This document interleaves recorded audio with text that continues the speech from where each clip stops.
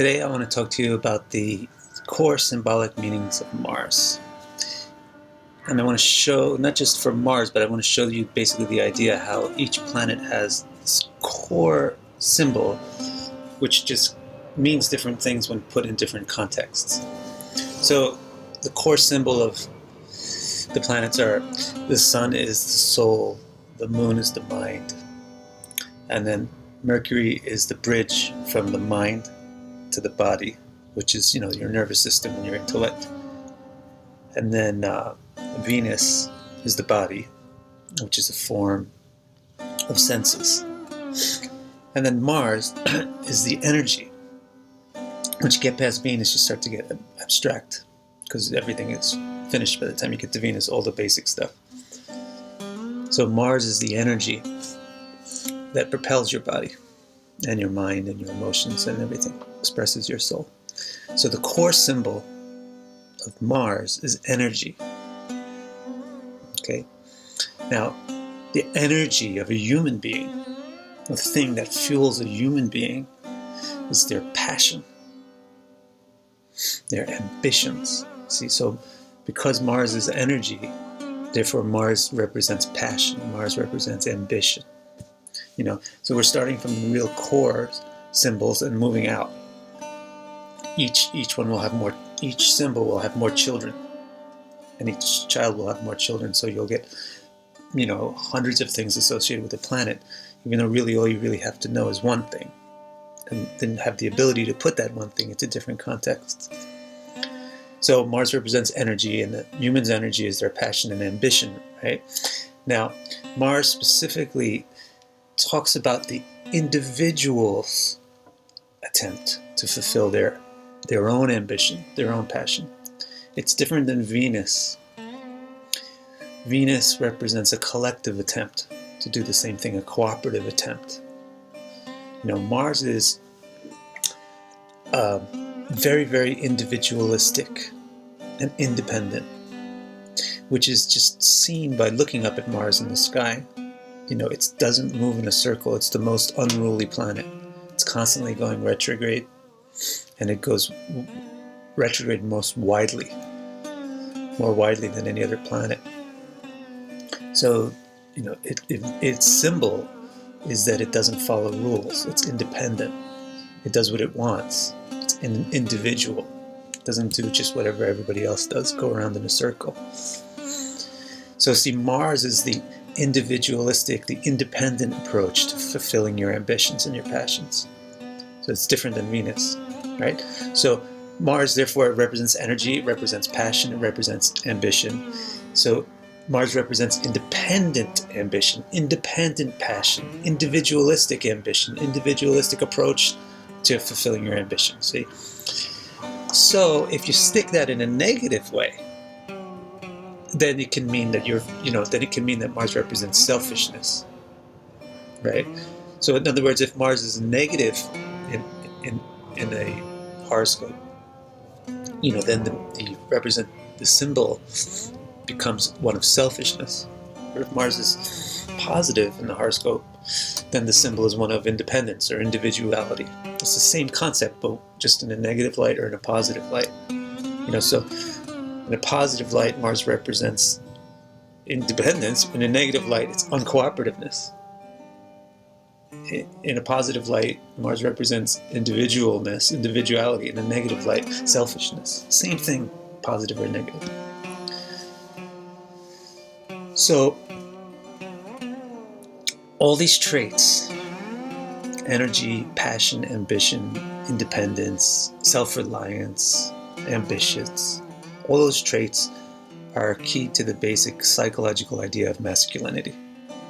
Whereas Venus is underlying the basic idea of femininity, which is cooperative, collective, gentle, soft, and accepting. Mars is quite the opposite, quite the parallel. Mars and Venus are parallel. So Mars is representing the masculine approach to things, the individualistic approach.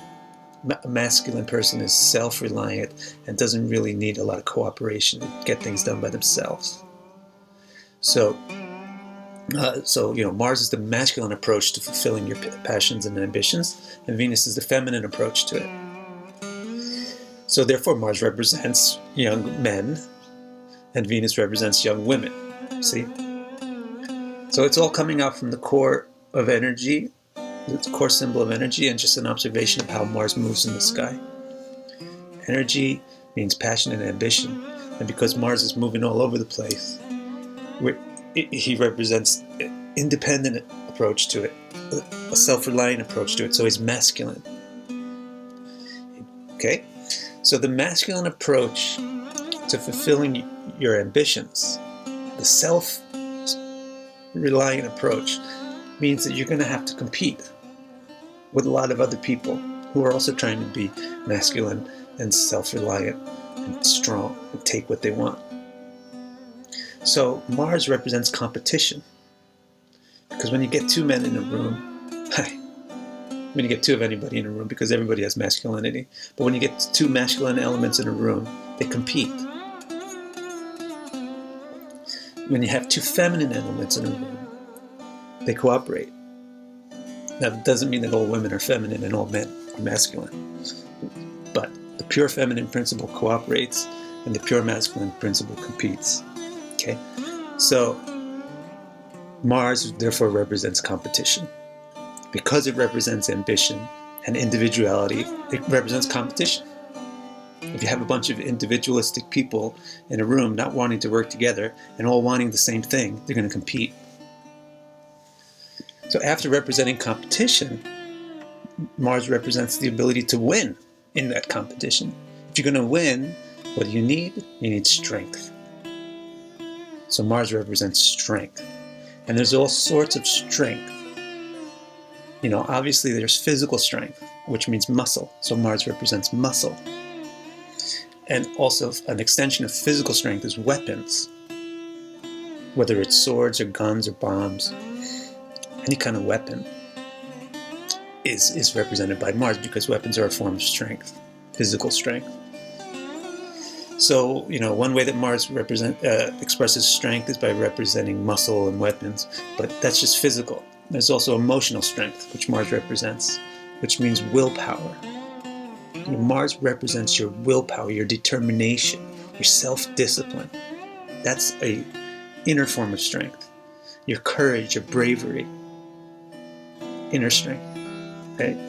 Outer strength, inner strength. And Mars also represents interpersonal strength, which really means interpersonal strength means if you can exert your strength onto other people. So police forces, which enforce discipline, military forces. Mars represents those things which enforce disciplines on others. So Mars represents discipline, because discipline is strength.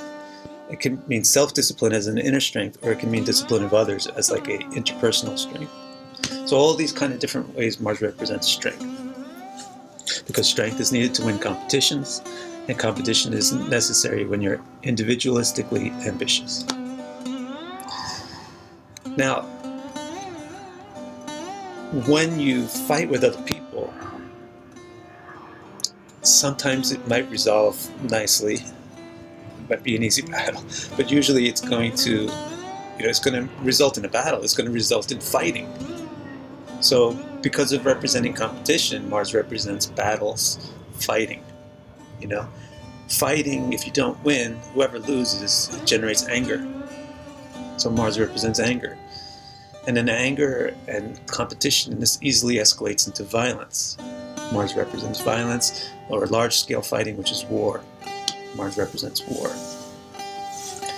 So I hope I've shown you how you just start with the basic thing, like the core symbol, and just a glance up to the actual planet to see what it looks like in the sky as it moves.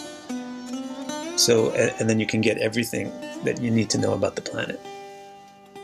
All the symbols are encapsulated in just one symbol, if you know how to unravel it, if you know how to place that one symbol into different contexts. So Mars is energy. Because it's energy, it's passion, ambition, but it's individualistic, not cooperative. So it's individualistic. So this means that it's representing this independent sense. Well, I can do things. I want to do things for myself.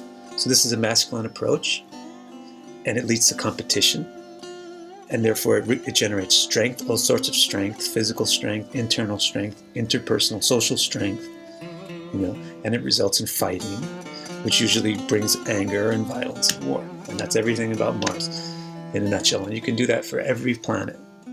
And I'm going to do that for every planet, because I'm writing a book right now called Symbolic Keys of Astrology. So this is just like a preview of the little section on Mars. Hope you enjoyed it.